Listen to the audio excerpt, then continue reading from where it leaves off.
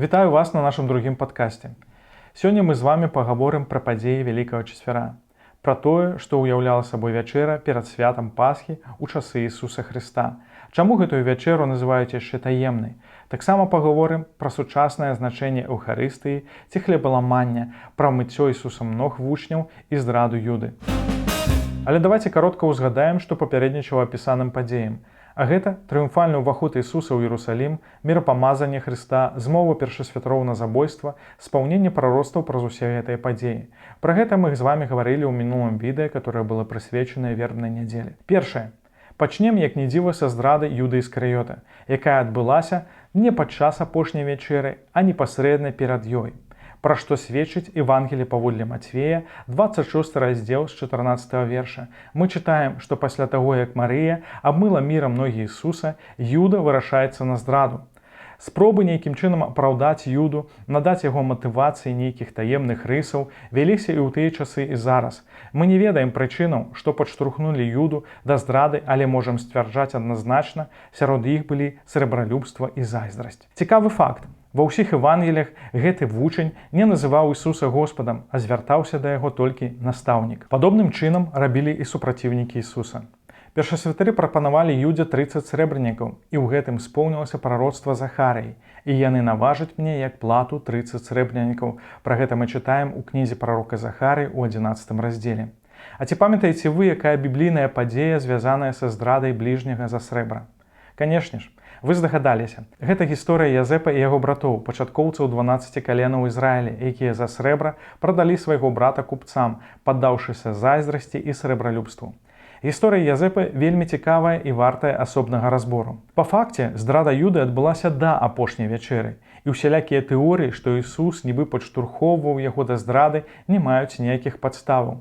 Таму што Юда, гаворачы сучаснымі словамі, ужо падпісаў дамову з першасвятарамі і болей за тое узяў за гэта грошы. Господ ніколі не парушаў нашу свабоду выбару. У час апошняй вячэры Ісус узгадвае пра здраду, нават гаворыць, што адзін з вас выдасць мяне, але пры гэтым не паказвае наўпрост на здрадніка, не спыняе яго. Таксама Христос не жадае, каб вучні ўспрымалі здраду як выпадковы збег абставінаў. Ва ўсім гэтым спаўняецца воля нябеснага Айца. Сапраўдны сын чалавечы ідзе, як напісана пра яго. Спаўненне пісання, закону і прарокаў – гэта лейтматыў Евангелія паводле Матвея. Наблізіўся той час, пра які часта папярэджваў Ісус. Нягледзячы на тое, што здрада Юды прадказаная ў пісанні, ён все роўна нясе адказнасць за свае рашэнні. Іначай Христос не мог бы сказаць, але гора таму чалавеку, якім сын чалавечы выдаецца. Другое. Давайте пагаворым, што сабой уяўляла традыцыйная вячэра перад габрэйскім святам Пасхі. Але для таго, каб у гэтым разабрацца, давайте каротка ўзгадаем старазапаветныя падзеі, паводле якіх усталявалася гэтае свята. Узгадана намі вышэй Язэп, прададзены братамі ў рабства, праз пэўны час па волі Божай становіцца намеснікам егіпецкага фараона. На зямлі настае голад, і Якуб разам з усімі сваімі сынамі вымушаны шукаць паратунку ў Егіпце. Язэп прымае сваіх родных, прабачае іх, і яны засяляюць частку Егіпта. Але мінае час, і прыходзіць новая ўлада, і габрэйскі народ апынаецца ў рабстве. Амаль 400 гадоў ізраільскі народ знаходзіцца пад прыгнётам, і настае час вызвалення, які прадказваў Господ праз прабацьку Абрагаму. Амаль кожны ведае гэтую гісторыю, звязаную з Майсеем і 10 карамі егіпецкімі, але спынімся на апошнім пакаранні. Як мы памятаем, у той вечар анёл Божы мусіў прайсці па зямлі егіпецкай і пакараць смерцю ўсіх першынцаў той зямлі. Выключэнне рабілася для тых дамоў, вушакі дзвярэй, у якіх былі памазаныя крывёй ахвярнага ягняці. Таго, хто паверыў сказанаму Господам праз Майсея і зрабіў адпаведна загаду, анёл абмінаў, літаральна праходзіў міма. Па-габрэйску гучыць як Песах. Усе павінны былі знаходзіцца ў гэты вечар па сваіх дамах. Мяса ягняці павінна было быць спечана на вагні і хутка з'едзена. Таксама усе мусілі быць падпіразаныя і падрыхтаваныя да падарожжа, то бок да выхаду з палону, які і адбыўся на наступны дзень. А зараз вернемся да складнікаў традыцыйнай вячэры і іх значэння. Прыснакі ці хлеб, зроблены на цесце, што не паспела закіснуць. Дні праснакоў папярэднічалі святу Пасхі. У гэты час у доме не павінна было застацца нічога кіслага, нічога квашанага. Гэта сімвалізавала сабой пэўнае ачышчэнне перад важнай падзеяй, вызваленнем, якое прыходзіць ад Господа. Маладое віно, што сімвалізавала сабой кроў ягняці. Запечаная ягня, праз смерць якога пакаранне не напаткала гэты дом. Яйка, звараная ўкрутую, што сімвалізавала сабой жыццё, якое было, якое ёсць і якое будзе. Горкая зеляніна, як нагадванне пра мінулае горкае жыццё ў палоне. Цёрты яблык з цынамонам карычневага колеру, як сімвал гліны, якую замешвалі ізраільцы ў Егіпце. Падсоленая вада, як сімвал слёзаў, пралітых у рабстве. Як бачым, усе стравы традыцыйнай апошняй вячэры носяць сімвалічны сэнс. Для того, каб народ ізраільскі не забываўся пра палон егіпецкі, не забываўся пра пакуты, слёзы і смерць, ад якіх выбаўляе Господ. Напэўна, падобную вячэру падрыхтавалі вучні Ісуса, але дакладна мы можам сцвярджаць пра хлеб і віно, асноўныя складнікі, якія ўзгадваюцца ва ўсіх евангеліях. Трэцяе. Дык чаму ж апошнюю вячэру называюць яшчэ таемнай? Відавочна, Ісус ведаў, што гэта апошняя вячэра і хацеў, каб на ёй прысутнічалі толькі вучні. Христос прысвячае гэты час апошняму, вельмі блізкаму стасаванню з вучнямі, апошняму настаўленню, тлумачэнню сваёй місіі. Адбываецца таямніца Эўхарыстыі і фактычнае наданне новага запавету. «Новы запавет даю вам», сказаў Христос на апошняй вячэры. Тут праглядаюцца паралелі з эпізодам з кнігі Выхаду, 24 раздзел, у якім Бог складае запавет з Ізраілем у пустыні. «І ўзяў Майсей крыві і акрапіў народ, кажучы, вось кроў запавету». Новы запавет заключаецца ў крыві Сына Божага, што праліецца за многіх, каб пазбыліся грахоў сваіх.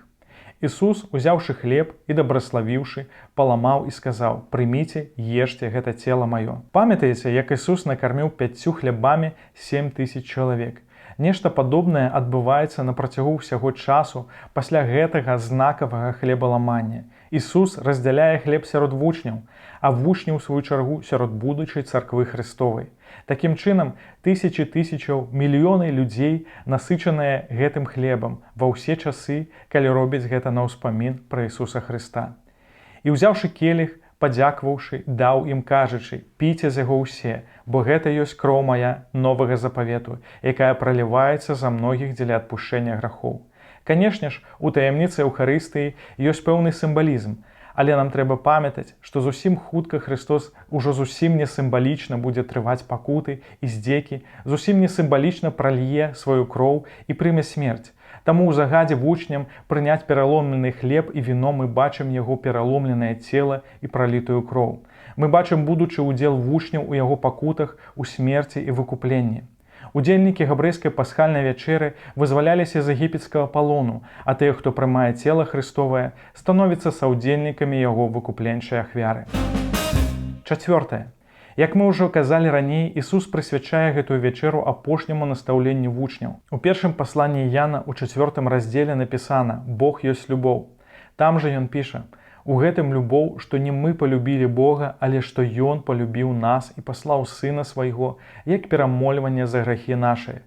Христос, палюбіўшы сваіх, якія ў гэтым свеце, да канца узлюбіў іх». Выраз «да канца» мае падвойнае значэнне. Гаворка ідзе пра мыццё ног, у якім праявілася паўната любові і скоранасці, і пра смерць на крыжы. Ісус устае ад вячэры. Наўрад ці тут маецца на ўвазе рытуальнае амыццё, што рабілася перад вячэрай.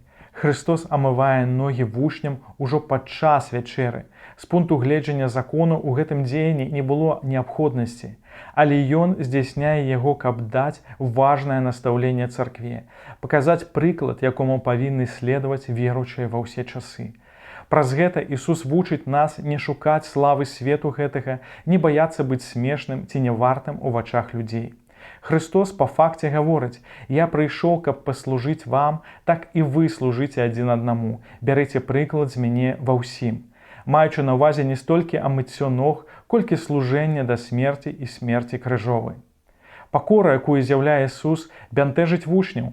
Пётр нават адмаўляецца ўдзельнічаць у тым, што адбываецца. Але Христос папярэджвае: «Калі не абмыю цябе, не маеш часткі са мною».